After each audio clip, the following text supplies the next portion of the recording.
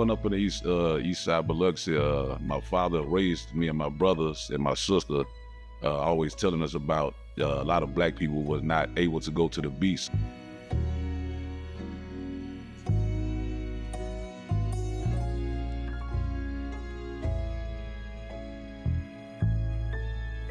It's important that you know your history, and that's what happened in the past.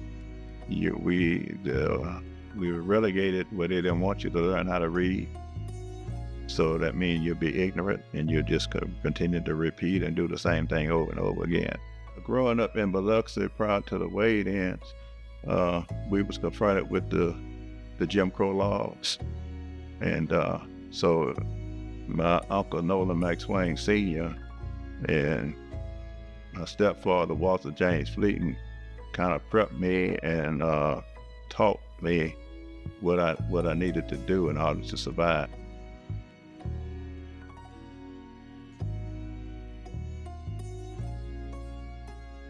What it meant to grow up in the Jim Crow era, it meant that if I was walking down the sidewalk and a white person was coming down the sidewalk, then I would have to get off. I couldn't even look in their eyesight. If I did that, they could take me and hang me up and do whatever they wanted to do. Dr. Mason himself decided to go down there on the beach by himself, where he invited some of his church members at First Baptist on the 17th of April, okay? And he got up in church and all the people said they were gonna be going down there on the beach with him.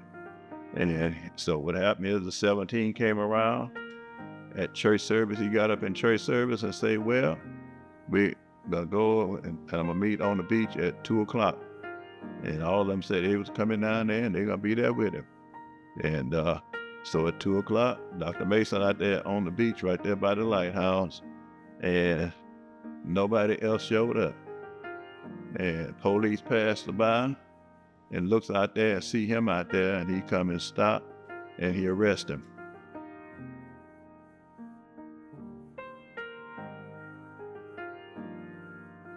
We met with him and we encouraged him to organize and go back down there. Don't just give up. When they said we were gonna be going down there to know about them protests, I had me a little job. And I went and bought me a brand new Elgin watch. My mind was just elated. I was on a high. I had waited all my life to go down there on that beach. Down there by the small craft harbors where the night graders was and the women that was out there. On the highway 90, Dr. Gilbert Mason was in his vehicle, his Buick, and he was patrolling between the three groups to see how everything was going. The city police and the state police was organizing this all-white male mob to come down to attack us, 19 years old and up. And we got nothing but women and children and just a few men that was down there. And you had no weapons or nothing.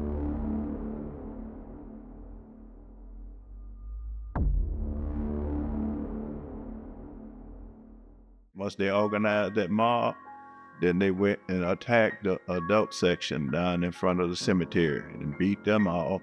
And people had blood all over them, and they had all kind of tie irons. They had brass knuckles, and we ain't had nothing. That night was terrifying. You can hear people yelling, screaming, and they were coming through that shooting and, still attacking folks.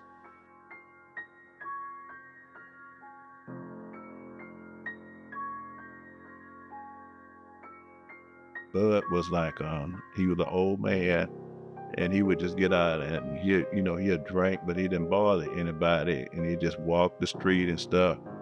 But the word is that evidently he must have been out there walking that night when they came through there attacking and getting folks. They actually grabbed him, supposedly have gone and taken him out to North Biloxi, and they slit his throat. And then they took him and propped him up down in front of Jeff Davis. And that's how they found Bud's from.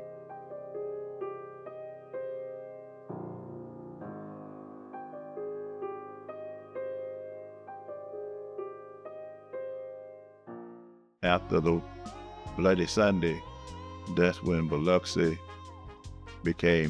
got their own branch of the NAACP, and Dr. Gilbert Mason became the first president of that. Then the public access laws got passed,